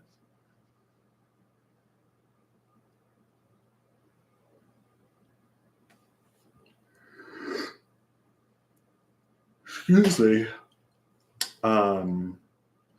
there's something about the Dreamer where I guess there's a question of whether or not someone who identifies as a dreamer or as someone who resonates so heavily as a dreamer would be open to the dream manifesting into reality. Because if you get it, if you experience it, if it becomes your life, then it's not necessarily a dream anymore. It wouldn't be a dream anymore. And so I wonder if there's almost a little like if there was enough disappointment maybe in someone's past where it's almost like, well, reality is never as sweet as the dream, so I'm fine just dreaming. Like, I don't need to experience it, because if I did, like, I would be disappointed anyway, which could be a thing. There was a song that I love the musicality of the song. The lyrics are a whole other thing, but I love like the cadence and the rhythm and the beats, like the energy of it. I love. Again, the lyrics is a little um but in the song, there's one person who was like head over heels for another person, and another person who sings like in the back for some of the song is not into it. Um, and they're like, oh, what was it? I literally just played it on my It wasn't giving me what I wanted today. Today, I was wanting a surround sound experience. I wanted to be in the music today. And so I was like, oh, I'm gonna go move this from my phone to the TV. And the TV, she wasn't putting me in that world. And I'm like, this ain't what I wanted. I want headphones. That's what I want. I want headphones without having to wear headphones. You know what I mean? Like, have you ever? I don't get these moods often. I get these moods few and very far in between, where it's just like I want to put in my headphones, crank it all the way up, and just like be in the music. And the TV was not giving me that. And I was like, it's louder than my phone, but it's not. And then I was like, I was looking around, I was like, I could maybe swing surround sound now, because before I was never in a space where it made sense to get surround sound. So anyway, not to say that I am gonna get it, but if it happens, I guess I won't be mad. Anyway, the song. Oh, so I was listening to it on the TV, and I put on the lyrics. I turned on the lyrics. And so there were some of the words, I've listened to it enough, I picked it up on. Some of the words I didn't see. And it's like the person in the back is like, I told you I don't want to be your boo. I don't want you to need me like you do. And then this person is like, you got me unbound, and like I feel free, and I feel like this and all of these amazing things. And then the other person is like, you're chasing an ideal. Like, and maybe it's kind of like the last one, but like the opposite, where it's like we can make someone out to be something that they aren't, and fall in love with the ideal, because maybe there is something that someone does for us in real life that frees us, liberates us, has us unbound in a certain type of way that we weren't before. But just because they do that for us doesn't necessarily mean that they're meant to be, like, maybe they're a reason type person and not a lifetime type person. People come into our lives for a reason, a season, or a lifetime. And like the reason that they came into our lives was to unbind us, but maybe not necessarily to be there, to be our forever person in that way and in that capacity. Why am I talking about that? Why did I bring that up? Chasing an ideal. Oh, the disappointment in the past. Maybe that's why. Like there were certain things that maybe came into our lives for a certain type of reason, but weren't meant to stay for another reason. I wish I had my glasses on. So the Three of Swords, Three of Autumn, comes with challenges, blocks, fear and negativity, betrayal. 3-6. It's card number 6, and that's the Three of Spring. Follow your passion when it comes to your career. Be the best at what you do. Being compensated for your creative talents. Hold up. Did I get this backwards? Hey, I may be wrong. Autumn is Pentacles? Yeah. Autumn is Earth. Scratch that. I mean, it could, obviously. Maybe that was for somebody. So this is a Three of Pentacles with the Five of Swords. And then we have the Two of Swords and the Prince of Swords. Okay. Got it.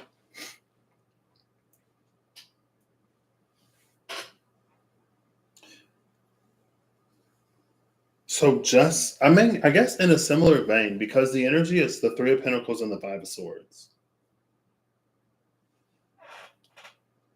So yeah, maybe it was the song, and sometimes we could just do a little too much, because it's whatever the situation is supposed to be. So I need my hair retwisted. Anyway, it's fine. The Three of Pentacles is supposed to be a collaborative space. It feels like the Five of Swords with this Three of Pentacles on this dreamer is where someone does too much. It's like when someone's like, hey, I would love to work with you, but then you just end up doing what they're doing.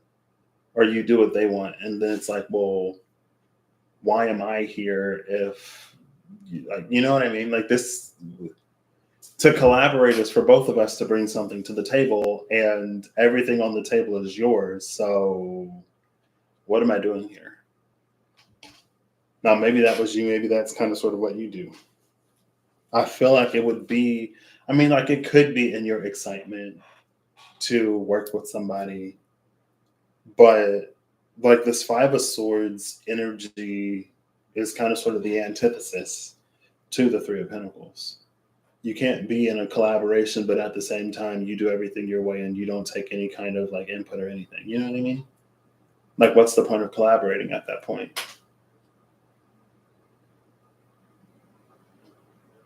Maybe there is a little bit of a control thing here, because emotional freedom is with the Five of Swords.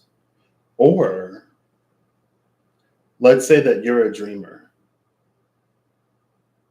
but you're not necessarily confident in your own ability to do something. And so you're constantly seeking collaboration because the dream is yours, the vision is yours, but you don't feel that you can accomplish it alone. So you seek others. When in reality, it's like you don't need anyone else to do what it is for you to do. And that's why emotional freedom is on the Five of Winter. But the challenge is on the Three of Autumn.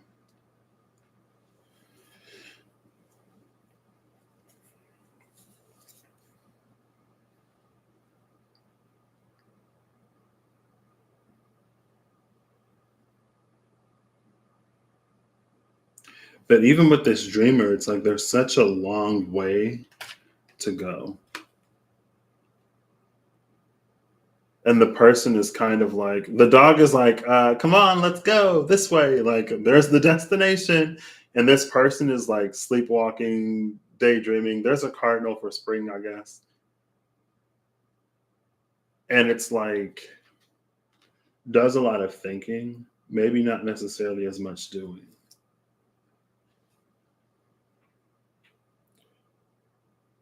Walk away from dishonest associations. Realizing that what you thought you wanted isn't the best choice for your happiness. Something that's not worth the effort is the Five of Winter. And that's on emotional freedom. 5 plus 3 is 8.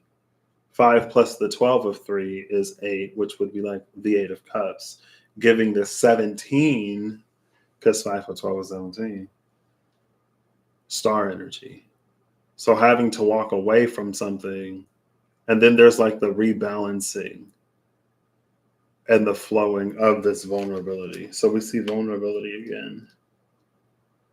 All three of these had vulnerability in some kind of way.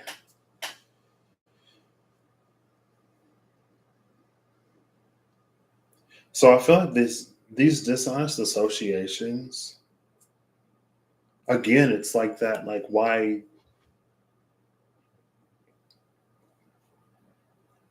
So technically, it may be dishonest to work with someone. It's like it may technically be dishonest to invite someone to a collaborative space and then not collaborate. You know what I mean? Because again, it's like why, like the Three of Pentacles and the Five of Swords are two energies that can so easily be antithetical to one another. Like the Five of Swords is my way or the highway, doing everything on one's own and not necessarily taking into consideration other people. The Three of Pentacles is like collaboration, teamwork, working together. Everyone contributes. So, like, how can everyone contribute if one person is like dictating and determining every single thing that happens? The dishonest association here again would almost be for someone who doesn't have enough. Let's reframe. Let's reword. For someone who may not necessarily see themselves as capable, that would feel more comfortable with established people working or collaborating with them. The dishonest association is like, would be that person's belief that they need someone else to get something done, because that's not the truth. Like, you would be capable of doing it on your own. And it's not that you should or shouldn't necessarily have to. It's just that, like, you can. And then, like, if you still want to work with someone else, knowing that you're capable of doing something on your own, that's one thing. But if you don't believe yourself capable and you are, that's where the dishonesty comes from. Because you are capable.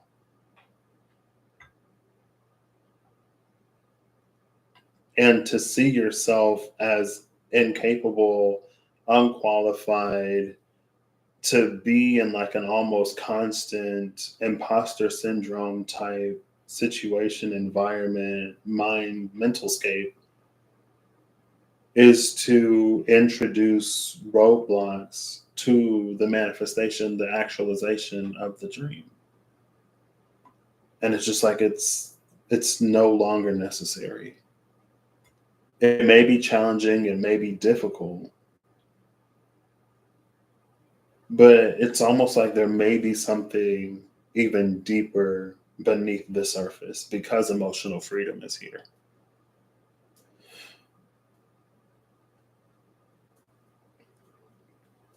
I'm glad we got that cleared up before, because I was really on that Three of Swords, Five of Pentacles type. But in a way, it is still maybe like a different lens. Maybe that's part of the emotional freedom that needs to be. Maybe that's part of the emotional freedom that needs to happen, or that is happening. Because there is no reason, not that there necessarily has to be. Then on the other side, we have the Two of Winter, which is the Two of Swords, right? Yes. Indecision is holding you back. Make the choice that's best for you. Girl, I'm going to hold it up because I ain't got my reading glasses on. Indecision is holding you back. Make the choice that's best for you rather than trying to please others. Feeling trapped between the intellectual and the emotional. And then on the other side of the Three of Spring is this Prince of Winter, intellectual, determined, focused, and impulsive. Seek out an intellectual solution to your problem.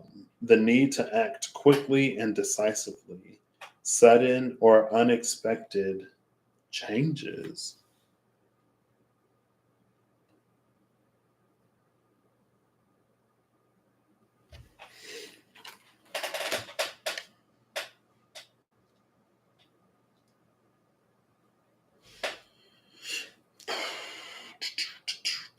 Oof, I'll put these back. Oof. This is, yeah. So now we see why Strength came out with the Lovers. Now we really see why Strength came out with the Lovers. Because on one hand, it's this energy of indecision, but then there's a need to act quickly and decisively with the Prince of Winter.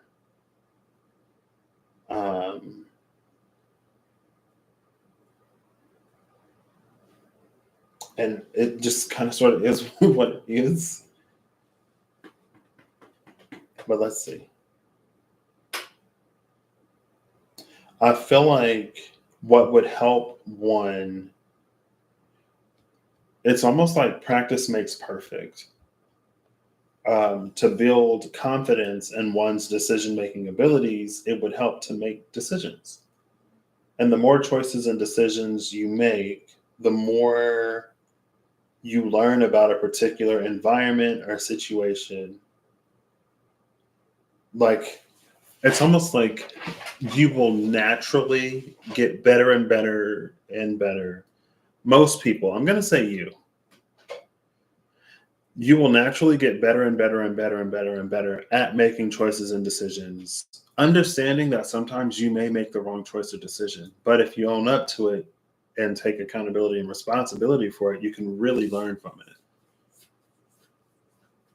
When you can face an incorrect decision made from a learning, and it also helps to be in an environment where it is okay for you to make mistakes. Right? Like if you're in an environment where someone is going to heavily and harshly criticize you for making a mistake, that wouldn't necessarily be helpful, beneficial.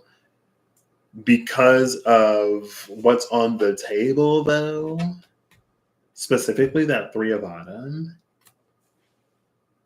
I would say that it would be an environment. It's almost like you would be your own harshest critic. Like no one else would necessarily make you feel as bad about making an incorrect decision as you would. So it feels like there would be more support externally. But again, just in general, the longer you spend in an environment, the more you get to know, the more practice you get in making choices and decisions, the better you get at making choices and decisions. It's almost like a skill or a muscle that you can build, right?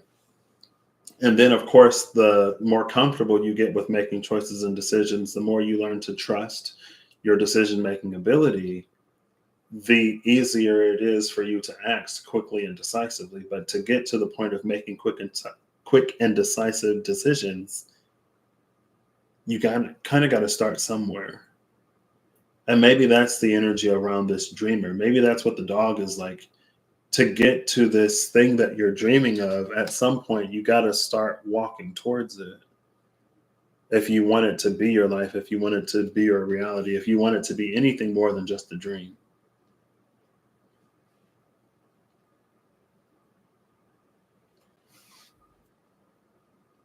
And so maybe this, like Five of Winter, walk away from dishonest associate, like it's the association. To me, it's not, it's reading more like associations that we would have in our own mind that are untrue than it is like you're working with, like there's an associate that you have that is a dishonest person and you need to distance yourself from them unless you are your own associate.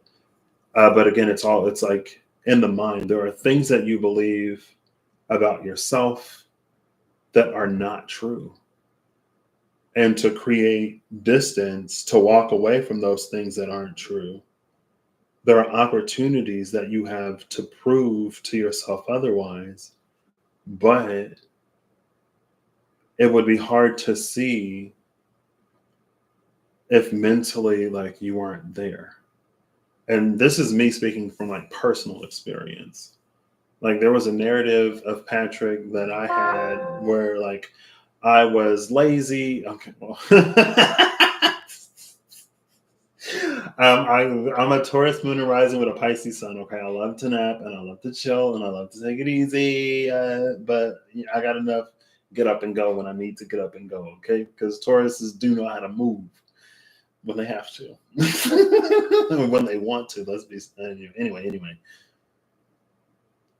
Like there was a narrative of me that I had in my mind where it made it almost impossible for me to see some of the strengths that I have, where I would downplay or completely disregard my achievements and at the same time disregard any challenges and real life things that were happening that would be the reason why this didn't happen or that didn't happen.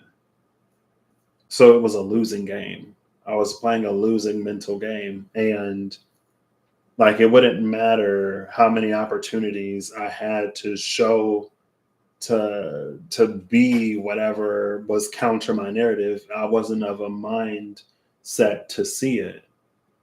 And it wasn't until I started to handle, face, address, heal the mental And then things would happen and people would tell me, but then like it's different when people tell you and when you like see it for yourself. And then you're like, oh wow, like that narrative of me while in these certain situations, environments, and scenarios may have been true because of what I was literally going through. But on the whole, overall, like that's not true about me. Like, what? Since when am I like this whole other person? For me personally, there were things that I wasn't able to see until my mind was open enough to allow me to see it.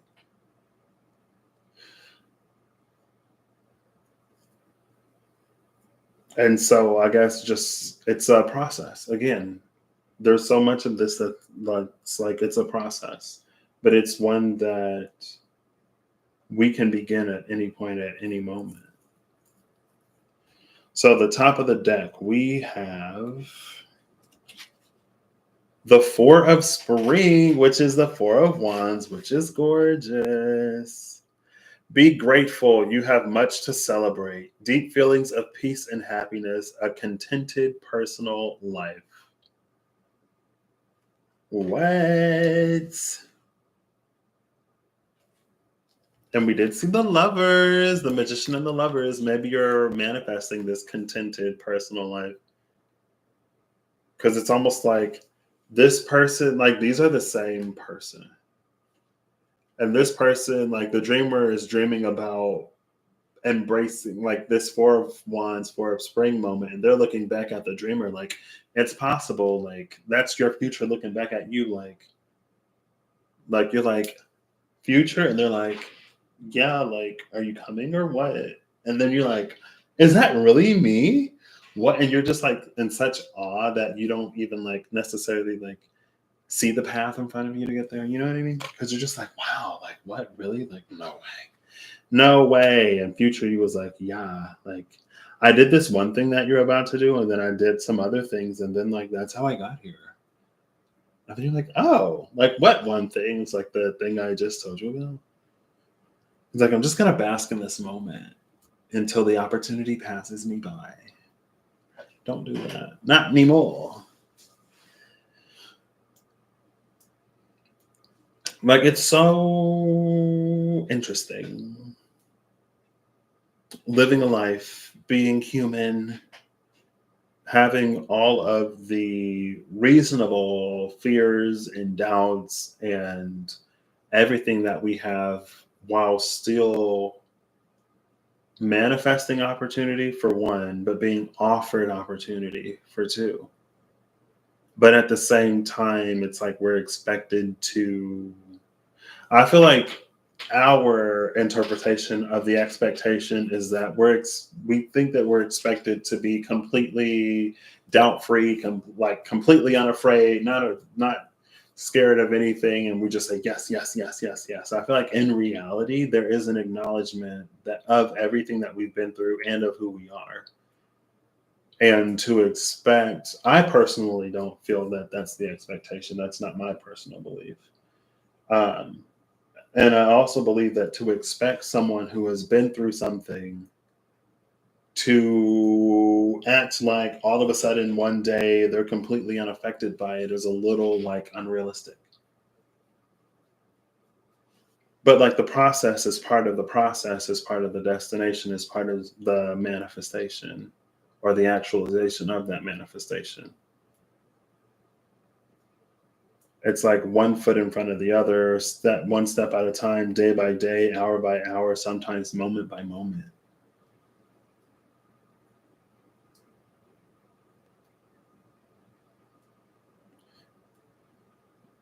Yeah.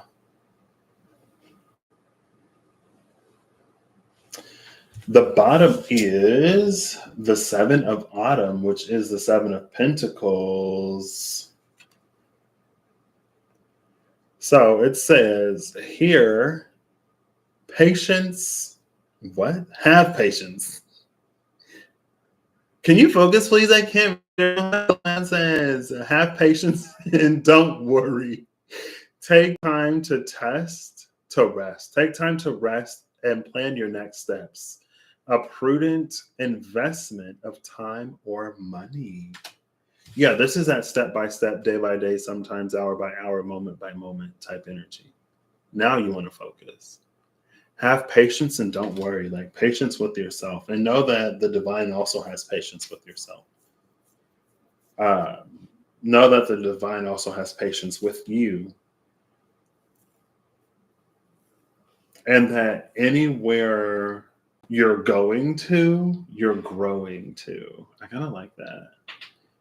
Anywhere you're going to, you're growing to.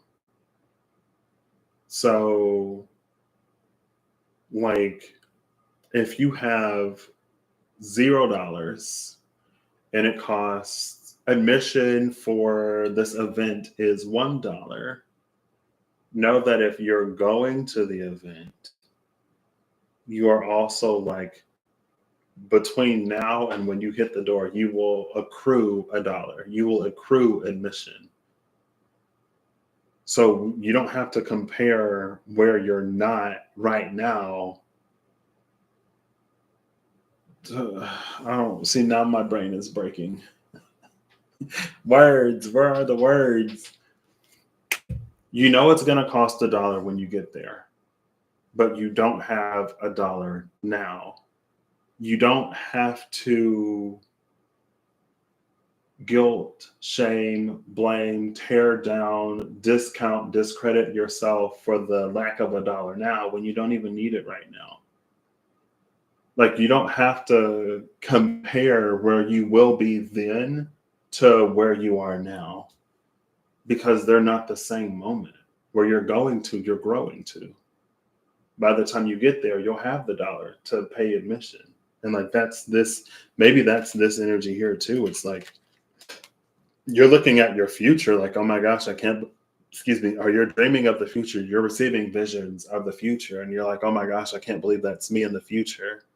And the future you was like, yeah, it was a process.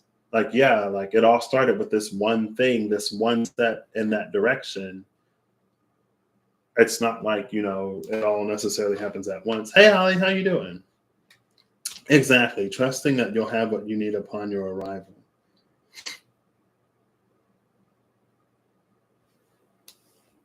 But I feel like that comparison is a source of like unfair pressure. Because the bottom of the deck is the Seven of Autumn. Like, it's the Seven of Pentacles energy. It's an energy of cultivation, of providing what is needed in the time that it's needed, to the degree and the quantity that it's needed in order to get that harvest when harvest season comes. Right? And it's like, you don't give a plant, like if it takes this seed 6 months to germinate and then another 2 months to like flower. You don't give the seed 8 months worth of water and fertilizer and sun when it's a seed. Like, you give it what it needs and the time that it needs over that span of time. You'll like drown the seed, you'll bake it, you'll kill it. Like, you are that seed. Trust that whatever you need, again, like, you'll get that $1. Maybe it'll be like, maybe your first, what's that? First cash payment. Maybe your first gift that you receive will be like 50 cents. You're like, oh my gosh, I already got 50 cents. I only need 50 more cents. This is going to happen so much quicker than I thought. But then maybe you get a penny and another penny and another penny and another penny and then a nickel and a dime. And you're like, it was 50 cents. What am I doing wrong? Trust that it'll add up to $1 by the time opening night arrives. Trust that you'll have the cover charge. Trust that you'll be all right. And again, like, who's to say what order something is going to come in and what the magnitude of those installments will be? But also at the same time, I feel like this is also teaching you to invest in yourself. in a lot of ways that may not necessarily be easy.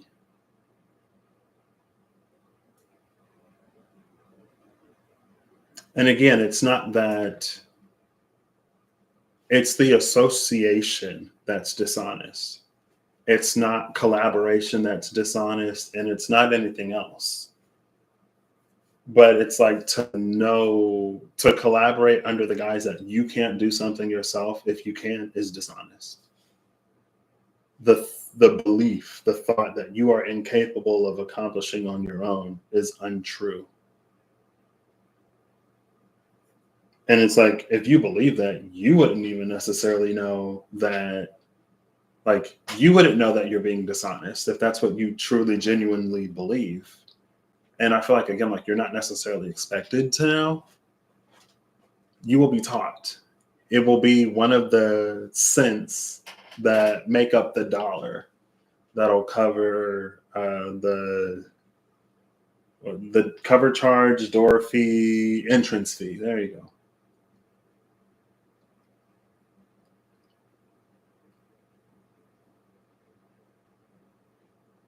I love that we also get like 5 plus 3 plus 2. That's 10. So like multiply that by 10 and that's your dollar. 50 cents, 30 cents, 20 cents. And then by the time you get there, you're this prince. You're like, I have $1. I am wealthy. And it's like, yeah, you're wealthy you're wealthy in many ways, you know, not just materially and physically. So yeah, there we go.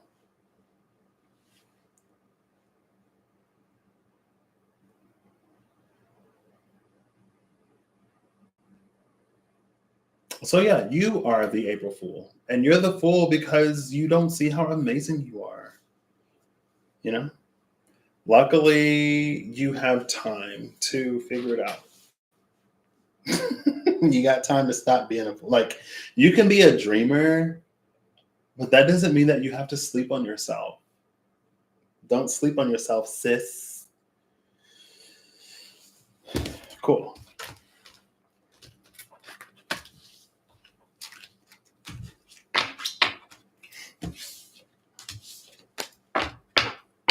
Yeah, it's already been 2 hours. We're just gonna do the 3. I love finding cash in old jacket pockets. That is literally one of my favorite things ever. I know there have been a few times where I've done it on purpose. Because I was like, if I've had like a dollar or like $5 or whatever, and I didn't need it at that time, I was like, I'm going to leave this in this pocket because I know it's going to make my day when I find it. And then I just hope that I find it and it doesn't get destroyed in the wash. You know what I mean? But washed money still, it still spins. So as long as it doesn't completely disintegrate, it'll be all right. Whoa. A penny for your thoughts. Yup. I've been there, trust me. When I was a kid, that's how I got a lot of people thought I was rich. I was like, what? I remember somebody was like, well, I'm not rich like you. I was like, excuse me? You think I'm rich? Maybe that's the vibe I put out. Maybe that's my aura. But in reality, if I could pay for things and vibes, and then yeah, I would be living real lavish. But rich, I was not. Aware, I was. So my thing was I would pay attention. I don't know if I talked about this, but I would pay attention to video game releases. And they'd be like, oh, this new game drops in 18 months. And I know that, okay, at GameStop, for $5, you can pre-order a game. So if I can get $5, I will have 16 to 17 to 18 months to pay off this game a little bit at a time. And there's no limit on the money that you put down on deposit. So in 18 months, if I put down $1, $2 here, $5 there, if I get $10 for whatever, I put I have 18 months to pay off this game. And then I have it on release day because I spent the past 18 months skipping lunch, going hungry. I mean, we didn't really like, I guess, doing chores every now and then or whatever. Like, but that's how I got the stuff. It's not because I'm rich. It's because I paid attention. I was aware of the things that I wanted, and I took advantage of the time from announcement to release to get it. And if I had to go hungry a few days, you know, at the time it was worth it to me. But yeah, they thought I was rich. I was like, oh my gosh. Thank you. I was really into video games and I really wanted them. And, you know, I was like, I can starve for a day or two. For 2 or 3 days out of a week, or 2 or 3 days a month, if I just hold on to my lunch money and take it up to GameStop and put that money down, worth it. Plus, also, there would be like birthdays and Christmases and other things in that time. So, you know. Breakthrough. Love this for you. The other card is balance. So there's that temperamental energy again. What is that?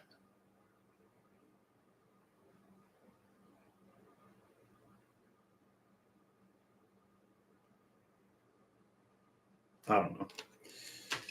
So breakthrough. Love this. Leap of faith, freedom, and new beginnings. Number 4. Leap of faith, freedom, and new beginnings. Breakthrough.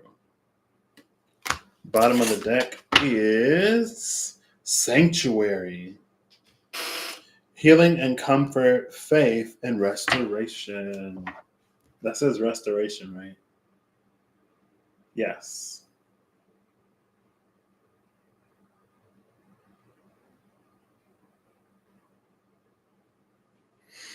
Cool. Oh, look, 3, 4, 5. So there's the 3 of sanctuary, the 4 of breakthrough, and then the 5 of sanctuary. So it's like within this sanctuary space, there's a breakthrough that happens right in the middle to carry you through to the end of it. Again, it's like you don't have to have everything to start. Throughout the process, you will get exactly what you need to carry you through to the end. It's just like anything, like when you're being trained for something, or it's like school, right? You don't call a kindergartner a dummy because they don't know everything that they're going to know by the time they graduate grade 10 or the 10th grade. Every time, it's, you know, you allow the kindergartner to be the kindergartner and then the first grader to be the first grader. And you evaluate based on that particular moment in time. Not because you aren't where you want to be in 10 years. That's not fair to you. Not only is it not fair, it's just like it doesn't make sense. You know what I mean? Otherwise, we would all be born perfect adults who are, you know, whatever. Bottom of the deck is the world, balance and the world. So balance. Take everyone's input into consideration. Girl, I can't read that here. You read it. I'm all read out. And then the world at the bottom of the deck. Oh, it's focused up here.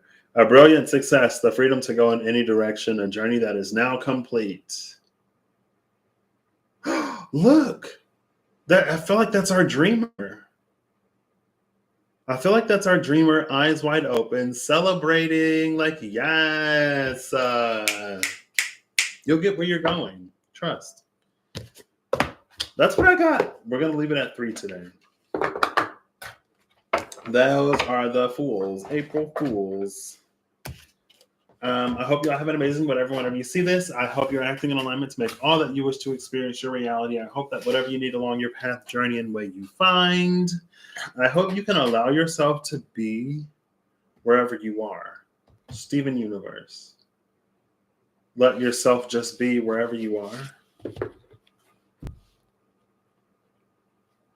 It's a song on the Crystal Gems, I'm pretty sure. I don't know if that's young Stephen or old Stephen. Thank you, Holly, for stopping by.